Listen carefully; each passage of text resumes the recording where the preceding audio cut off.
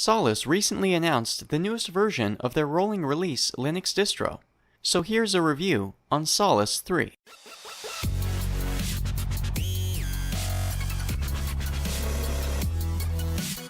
Free your mind. I have to admit, this is my first time using Solus and the Budgie desktop, which probably will make this review that much more helpful. It will give you a real hands-on first experience with Solus and its features.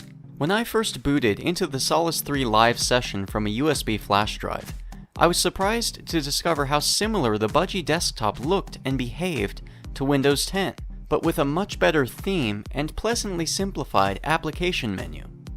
The Budgie theme and icons look polished and almost Atlantean, which fits rather well with their oceanic brand theme. The installation wizard was one of the most modern that I've seen yet. It comfortably guides the user through the installation process without being too technical. One of the features that this installer did not have, however, was the ability to delete, resize, or make new partitions from the advanced partitioning screen. It's not a huge deal, and it's easy to remedy with programs like GNOME Disks or gparted, but it still would have been nice if this was built into the installer, possibly in a future release. It didn't take long at all to install Solus 3 onto my PC. While it was quick enough, I still couldn't help but think some kind of slideshow similar to many Linux installers today would have been a nice addition to enjoy while the setup finished. There was one rather disappointing problem that occurred after rebooting my PC. Solus booted to a blinking cursor and wouldn't progress to the login screen. My desktop is running an Nvidia 1080 graphics card, and I'd encountered similar problems with other rolling release distros. I had to do something that could be considered pretty technical, and added a parameter to the Solus boot option in the grub bootloader. Adding the No Mode Set option and booting Solus did allow me to get to the login screen, but the fact that this issue was there at all left me pretty bummed, since other users installing Solus 3 on PCs with Nvidia graphics could very well encounter the same issue, and there are a huge number of consumer PCs with Nvidia graphics cards installed. Once the desktop loaded, things ironed out pretty quickly. It felt nice to be working with the latest versions of Linux programs, and the stability of the operating system seemed rock solid. I did run into some more issues while trying to install the proprietary Nvidia drivers, and had to finesse with a few options to get things to work. But eventually, I was able to successfully get Solus to boot on the Nvidia drivers.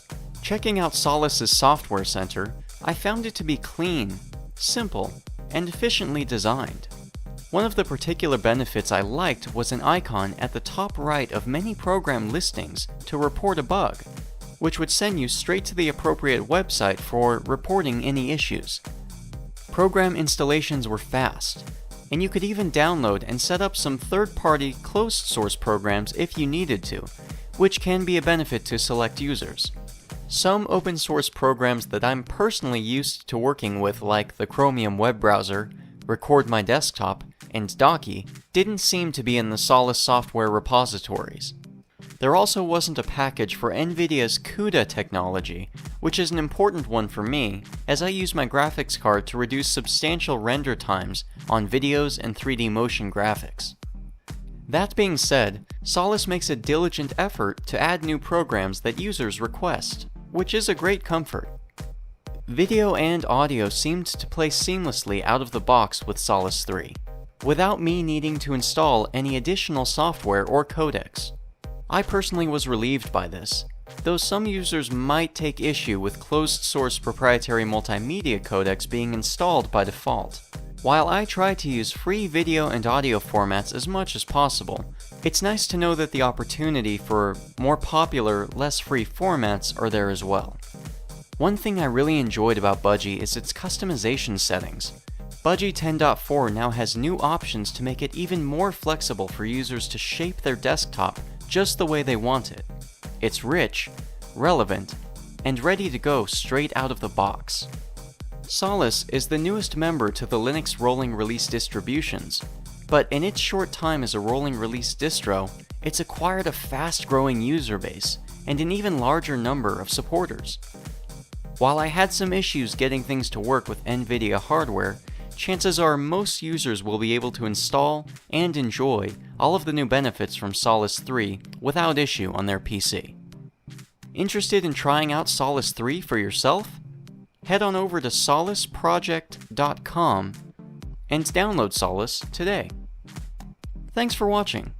Feel free to check out our other tutorial and news videos on Linux and free software, and don't forget to subscribe. Take care, and stay free.